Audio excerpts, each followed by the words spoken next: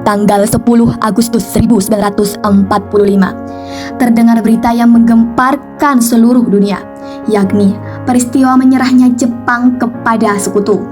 Berita ini sangat dirahasiakan oleh pemerintah militer Jepang. Namun, berita ini berhasil terdengar oleh tokoh pemuda, yakni Sultan Syahrir, melalui siaran radio luar negeri.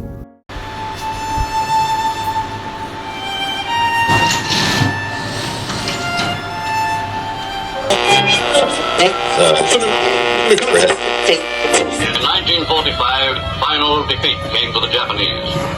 3 days after the war's end, a committee of national leaders proclaimed the independence of the Republic of Indonesia, with Sukarno as president.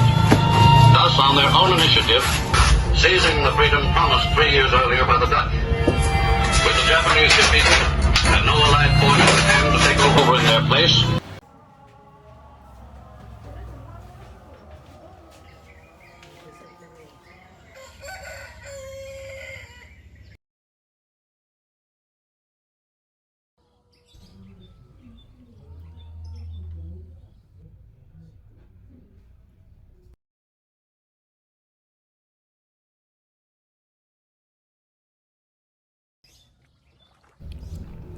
Pak, ada bun kecil.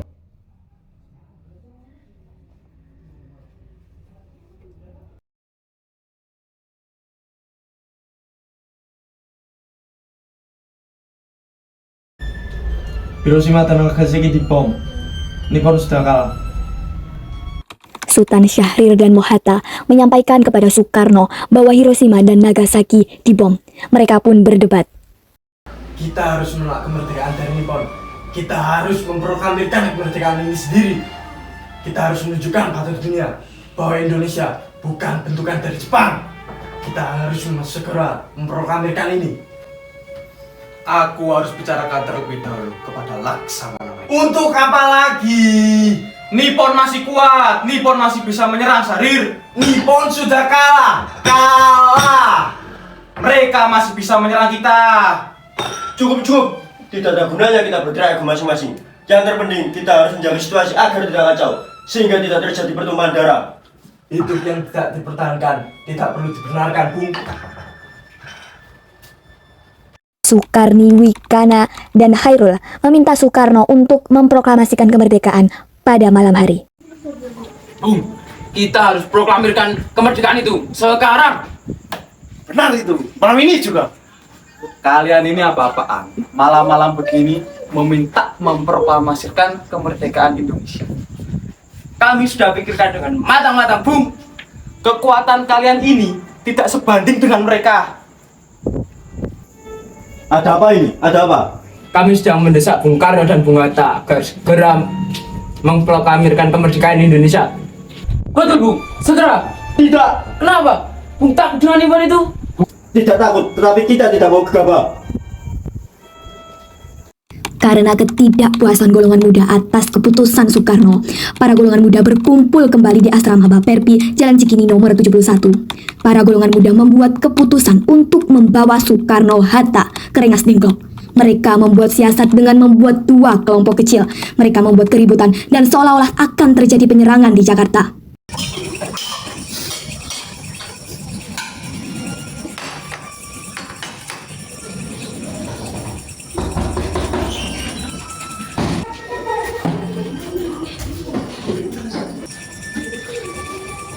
Apa-apaan ini? Bung harus ikut kami.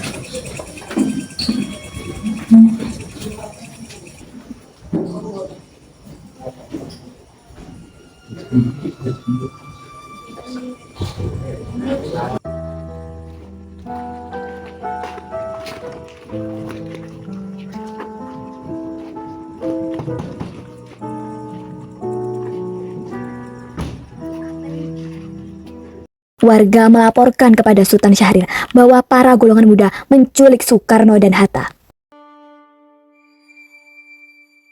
Bung Syahrir. Ada apa? Mereka menculik Soekarno dan Hatta. What? Setelah kalian bertindak brutal dan gegabah, kalian pikir aku akan mendukung perbuatan kalian? Dan mi itnik! Tapi gerakan kita sudah mendapat dukungan dari pimpinan PETA, Bung. Seorang, dua orang, bahkan tiga orang Syahrir sekalipun tidak dapat meyakinkan mereka bahwa mereka kembali. Sekarang! Pagi harinya, Ahmad Soebarjo yang mengetahui Soekarno dan Hatta yang tidak berada di rumah langsung menjemput mereka untuk kembali ke Jakarta dan menjamin proklamasi. Bung mau apa? Mana mereka? Mau apa kamu? Mau bunuh saya?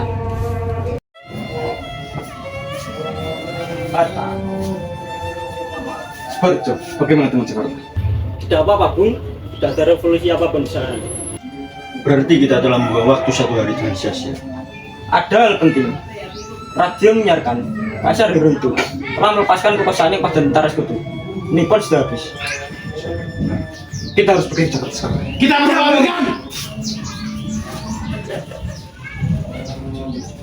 Mereka kembali ke Jakarta dan menagih janji kepada Nippon. Tetapi Nippon tidak menepati janjinya karena Nippon sudah kalah dari sekutu. Karena Laksamana Maeda memiliki pendirian bahwa seorang samurai akan menepati janjinya. Akhirnya, Laksamana Maeda menjadikan rumahnya sebagai tempat penyusunan teks proklamasi.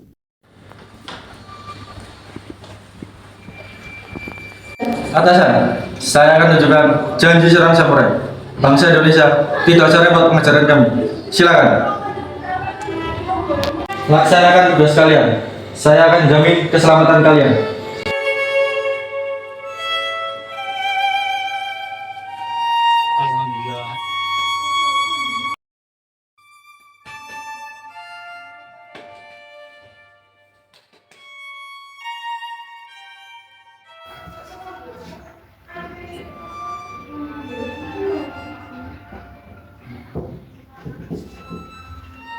Kita tidak membawa teks proklamasi yang waktu itu kita tulis.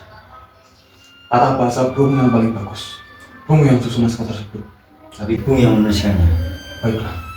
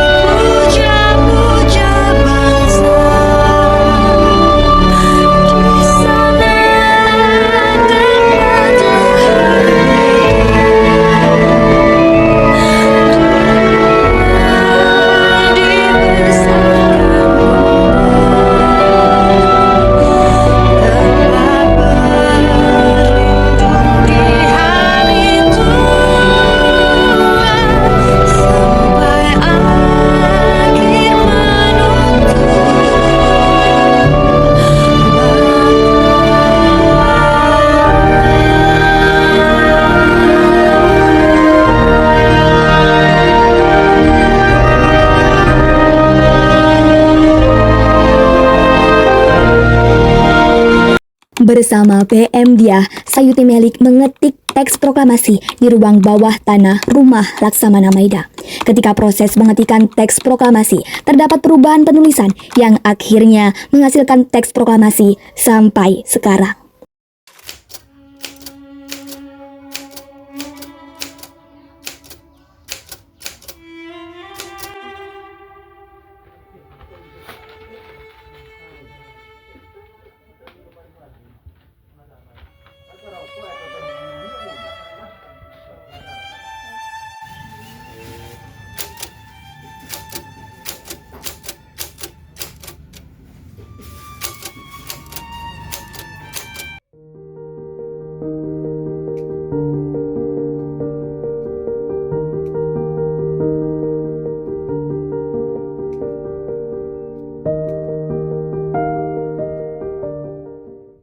Sukarni memberi laporan kepada Bung Syahrir bahwa teks proklamasi siap dibacakan pada tanggal 17 Agustus. Masuk. Lapor, pasca proklamasi siap dibacakan pada jam 10 pagi. Tanggal berapa ini? 17.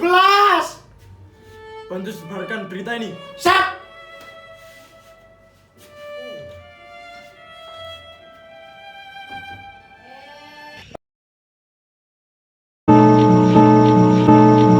Bisa Bang Jika? Mana? Lihat.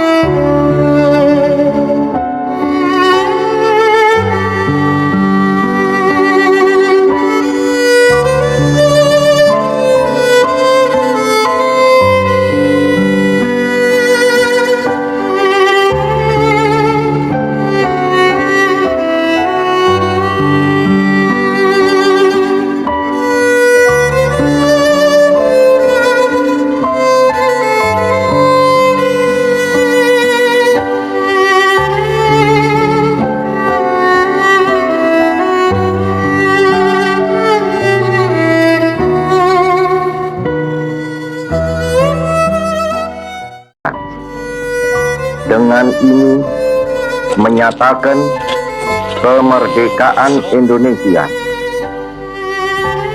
Hal-hal yang mengenai pemindahan kekuasaan dan lain-lain diselenggarakan dengan cara saksama dan dalam tempo yang sesingkat-singkatnya. Jakarta, 17 Agustus 1945, atas nama bangsa Indonesia, Soekarno, Hatta.